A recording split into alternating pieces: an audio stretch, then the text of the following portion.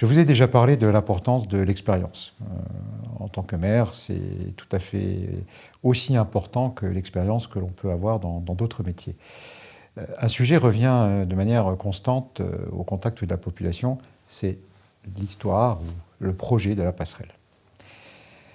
Alors c'est un choix qui a été fait par un conseil municipal légitimement élu, et en ce sens-là, c'est un choix légal et tout à fait respectable.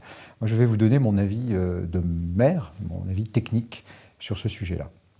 Il est évident que je n'aurais pas fait cette passerelle, en tout cas maintenant.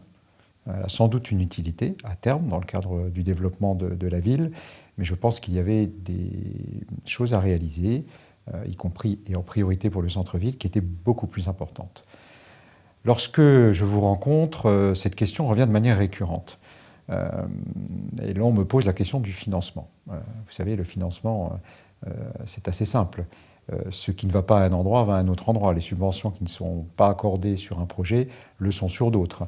Donc, il est évident que ce qui a été investi dans ce projet, qui au demeurant est un beau projet, la question c'est son utilité, c'est pas sa qualité, a consommé des crédits d'investissement de la commune que j'aurais personnellement affecté beaucoup plus massivement en centre-ville.